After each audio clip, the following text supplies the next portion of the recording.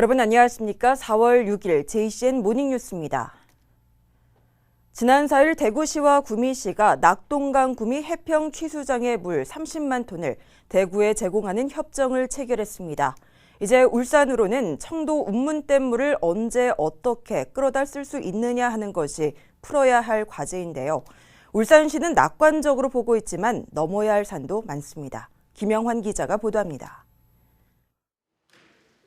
대구시와 구미시가 맑은 물 나눔과 상생발전에 관한 협정을 체결했습니다. 구미 해평취수장의 하루 평균 30만 톤의 식수를 대구 시민에게 제공하는 내용입니다. 이에 대해 울산시는 낙동강 상류물 이용을 두고 구미와 대구가 이견을 좁히면서 운문댐 물의 울산 공급에 청신호가 켜진 것으로 판단하고 있습니다. 대구 구민 간 이견을 조성하는 것으로서 운문댐 물 울산 공급에 희망찬 청신호가 되는 것입니다. 지난해 낙동강 유형 물관리위원회의 의결문에 해평취수장 문제가 해결되면 방부대 안곽화 보호를 위해 운문댐 물을 울산에 공급한다고 명기돼 있는 만큼 울산은 물 공급이 가능할 것으로 보고 있습니다. 물 공급량은 최소 하루 평균 7만 톤으로 환경부의 용역에 따라 결정될 예정입니다. 용역할 때는 현장을 방문하게 돼 있고 요구 자료가 있을 텐데 그게 저희들이 적극 대응할 것입니다.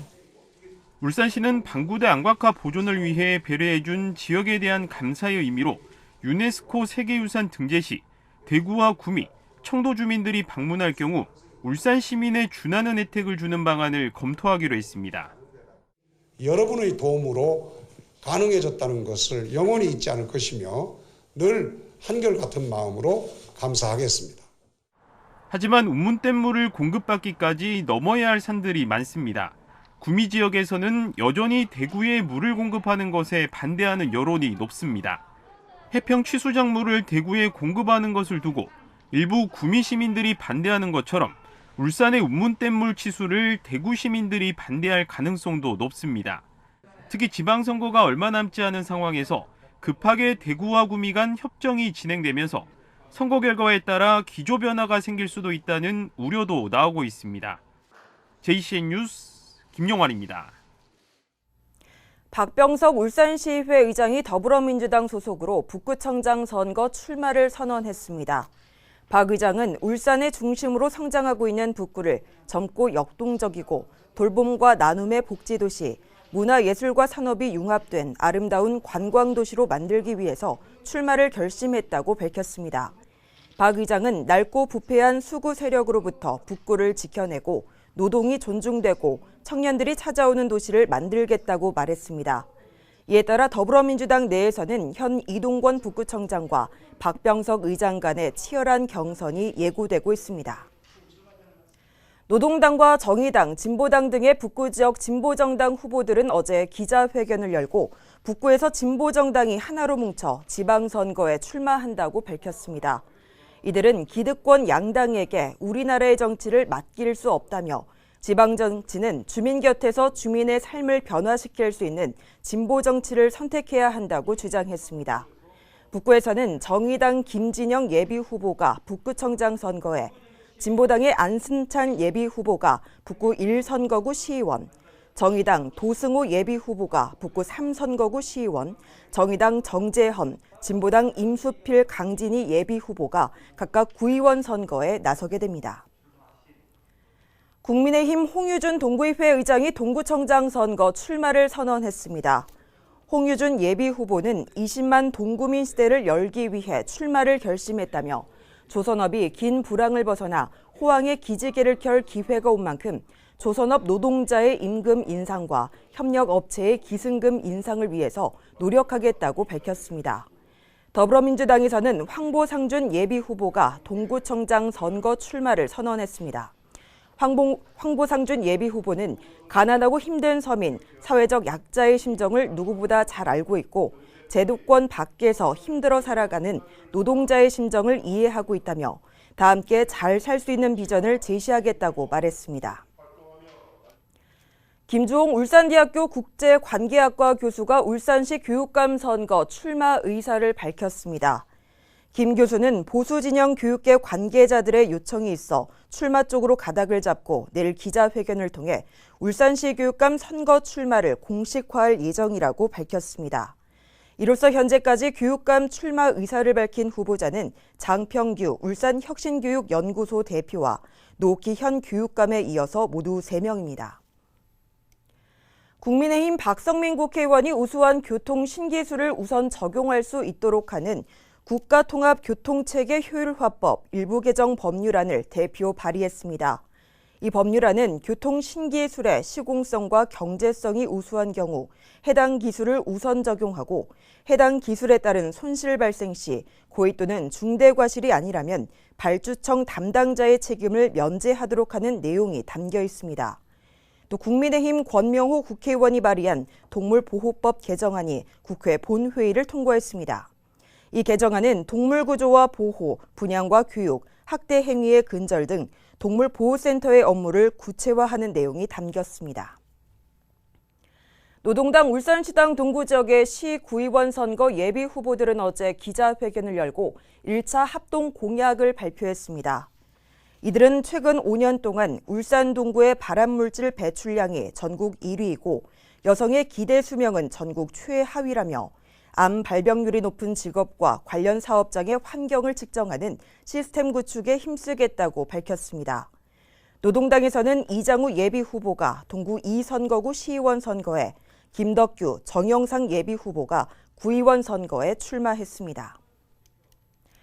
노동자가 살맛나는 동구 만들기 공동위원회는 동구 지역 하청 노동자 권리 보호를 위한 조례 제정에 나섰습니다.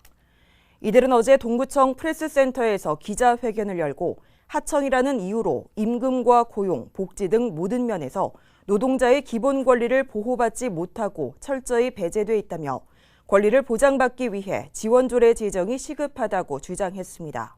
또 하청 노동자의 권리 향상 없이 동구의 위기 극복은 있을 수 없고 하청 노동자의 권리가 지켜질 때 동구의 미래가 있다며 어제부터 조례 제정을 위한 서명에 들어간다고 덧붙였습니다. 동구의 한 고등학교에서 학생들이 제빵 실습 수업으로 만든 빵과 과자를 어려운 이웃들에게 기부하고 있습니다. 5년째 이어오고 있는 이 같은 기부 활동은 학생들에게 기능 훈련과 함께 올바른 인성 교육에도 많은 도움을 주고 있습니다. 보도에 박정필 기자입니다. 동구의 한 고등학교 조리 실습 시간. 식빵 만들기 수업이 한창입니다. 학생들은 반죽기에서 만들어진 반죽으로 식빵 모양을 만듭니다. 숙성 과정을 거쳐 오븐 속에서 40여 분이 지나자 먹음직스러운 식빵이 완성됩니다. 반죽부터 굽기까지 4시간에 걸쳐 학생들이 만든 식빵은 모두 30여 개.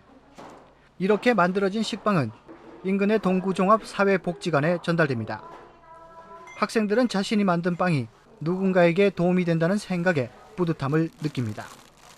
저희가 만든 빵이 지역 소외계층에 전달된다고 하니 더 정성스럽게 만들게 되고 누군가를 돕고 있다는 마음이 들어 참 뿌듯합니다.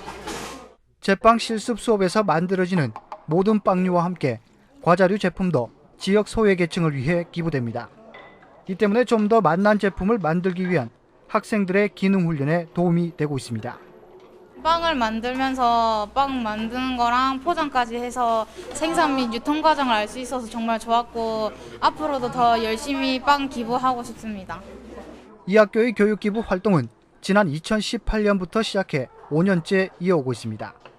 학교 측은 학생들의 인성 향상에 도움이 되는 만큼 교육 기부 활동을 이어나갈 계획입니다.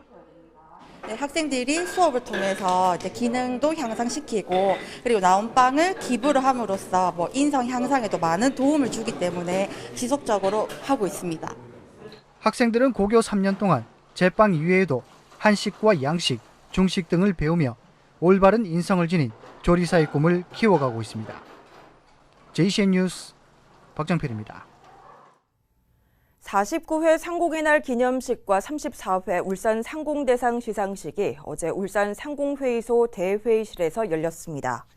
이날 상공의 날 기념식은 코로나19 위기 속에 산업 경쟁력 강화와 경제 위기 극복에 기여한 상공인들을 격려하기 위해서 마련됐으며 지역 상공인과 수상자 등 50여 명이 참석한 가운데 열렸습니다. 울산 상공대상 시상식에서는 경영대상에 대경 ENC의 이기선 대표이사, 기술대상에는 SK에너지 정창훈 파트리더, 안전대상에는 경동도시가스 나윤호 대표이사가 각각 수상의 영예를 안았습니다. 울주군은 올해 기업인상의 수상자로 주식회사 린로알미늄의 이세영 대표와 주식회사 유성 황형구 대표를 선정했습니다. 지역경제대상에 선정된 이세영 대표는 지난해 수출 1,000만 달러로 수출의 탑을 수상했으며 산업평화 대상에 선정된 황형구 대표는 기업을 운영하며 무료 급식소 후원 등 꾸준한 봉사활동을 한 공로를 인정받았습니다. 울주군 기업인상 시상은 오는 10월 제31회 울주군민의 날 행사에서 열릴 예정입니다. 울산시가 전국 지자체 가운데 유일하게 한국판 뉴딜 대통령 표창을 받았습니다.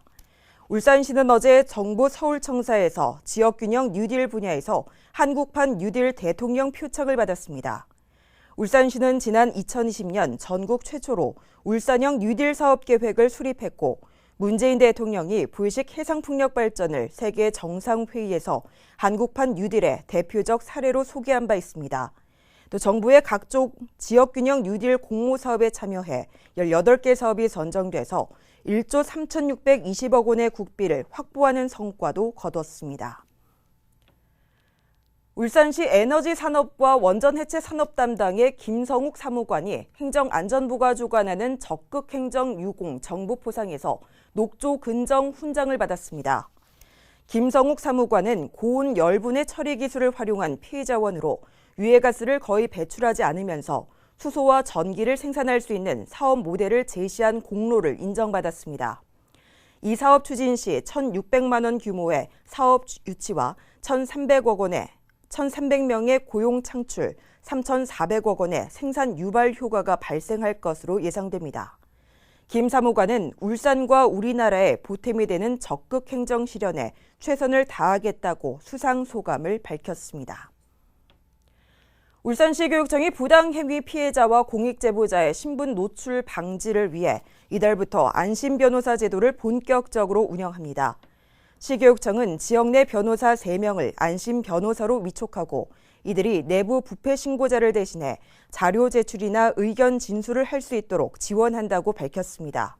안심 변호사를 통한 대리 신고 대상은 부패 행위와 행동 강령 위반, 성범죄와 청탁 금지법 위반, 갑질 행위 등입니다. 면허 취소 수준의 음주운전을 하다가 적발된 40대에게 징역형의 집행유예가 선고됐습니다. 울산지법 박정홍 판사는 도로교통법 위반 혐의로 기소된 40대 A씨에게 징역 1년에 집행유예 2년을 선고했습니다. A씨는 지난 2008년 음주운전으로 처벌을 받은 전력이 있는 상태에서 지난해 10월 북구의 한 도로에서 면허 취소 수준인 혈중 알코올 농도 0.205% 상태에서 300m 거리를 운전한 혐의를 받고 있습니다. 울산시와 울산대학교가 올해 전국체육대회 근무복 디자인 개발에 공동으로 나섭니다. 울산시와 울산대는 체전 종사자와 체육회 임직원, 경기 운영요원과 보조요원, 자원봉사자와 성화주자 등 6종류의 근무복을 제작합니다.